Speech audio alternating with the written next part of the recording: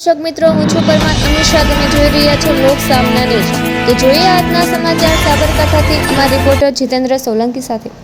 સાબરકાંઠાના હિંમતનગરથી એક પ્રેરણાદાયી અને માનવતાભરી ઘટના સામે આવી છે, જ્યાં એક યુવતીએ પોતાના જન્મદિવસને માત્ર ઉજવણી પૂરતો સીમિત ન રાખતા સમાજ માટે એક અનોખો સંદેશ આપ્યો છે.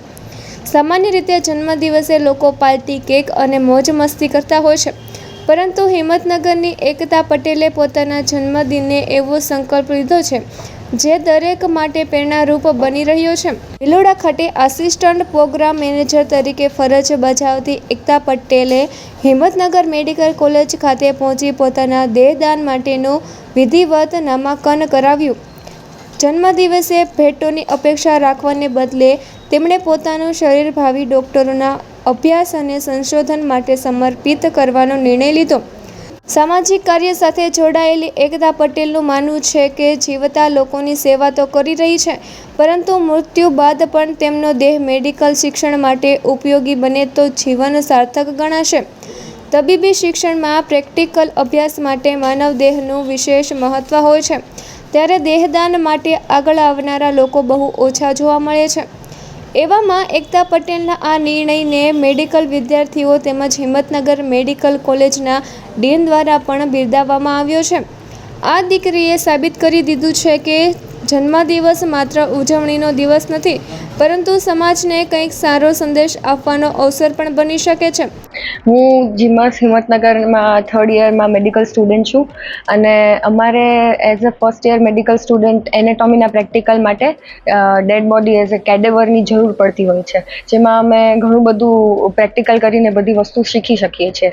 અને એક દેહદાન કરવું એક સૌથી મોટું દાન હોય છે. આજ સુધી આપણે જોતા આવ્યા છીએ કે મોટી ઉંમરના લોકો આ વસ્તુ કરતા હોય છે કે દેહદાન કરતા હોય છે, પણ આજે પહેલીવાર કોઈક યંગસ્ટર આપણે કહી શકીએ કે એમના ખુદના બર્થડેના દિવસે એ દેહદાન કરવાનું નક્કી કર્યું છે, જે બહુ મોટી વાત કહેવાય અને આપણા માટે બહુ સારી વાત છે. તો આપણે એમને થેન્ક યુ કહી શકીએ. 13/5 આજે મારો જન્મદિવસ છે. હું અત્યાર સુધી સોશિયલ વર્ક કરું છું, તો જીવતા જીવતો હું કરું જ છું, પણ મર્યા પછી પણ હું કોઈના કામમાં આવું તો મર્યા પછી જ્યારે આપણને સળગાઈ દેવામાં આવે છે તો બેટર છે કે એના કરતાં આપણું દેહ દાન કરી અને આપણે જે ભવિષ્યના ડૉક્ટરો તૈયાર થઈ રહ્યા છે એમના રિસર્ચ માટે આપણી બોડી કામ આવે, એટલા માટે મેં આજે મારા જન્મદિવસના દિવસે મેં મારી દેહદાનનું સંકલ્પપત્ર આજે અહીંયા મેડિકલ કોલેજમાં ભર્યું છે. દેહદાન છે એ ભવિષ્યમાં જે ડૉક્ટર્સ બનવાના છે, જે ફર્સ્ટ MBBSના સ્ટુડન્ટ્સ છે, એ લોકો ડિસેક્શન્સ કરી અને એમાંથી શીખી શકે એના માટે ખૂબ જરૂરી છે. હાલના સંજોગોમાં આપણને જે દેહદાનની જે આવે છે મૃતદેહ, એની ઘણી ઉણપ છે કોરોના પછી. તો હવે જે વધારેમાં વધારે પ્રમાણે આપણે દેહદાન કરી શકીએ તો એ ખરેખર ભવિષ્યના ડૉક્ટર્સ માટે ઘણું બધું સારું થાય. આજના સંજોગોમાં જે મોટી ઉંમરના જે હોય છે એ લોકો તો કરતા જ હોય છે, સન્માનીય વડીલો એ તો દેહદાનનો સંકલ્પ લેતા જ હોય છે, પણ નાની ઉંમરમાં જેમ એકતાબેન પટેલ જે છે એમણે 18 વર્ષની ઉંમર કે 19 વર્ષની ઉંમરમાં જ એમણે દેહદાનનો સંકલ્પ લીધો, એ ઘણી બધી મોટી વાત કહેવાય.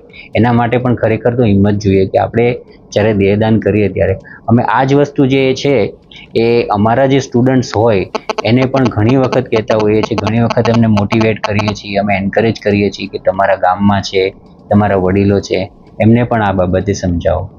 તો એ જો જાગૃતિ આવે અને આપણા જે પ્રજામાનસમાં જે દેહદાન પ્રત્યેનો જે છે થોડું ઘણું પણ દ્વિધા હોય એ દૂર થાય એવું અમે ઈચ્છીએ છીએ. તો ફરી મળીશું એક નવા સમાચાર સાથે. ત્યાં સુધી જોતા રહો લોક સામના ન્યૂઝ.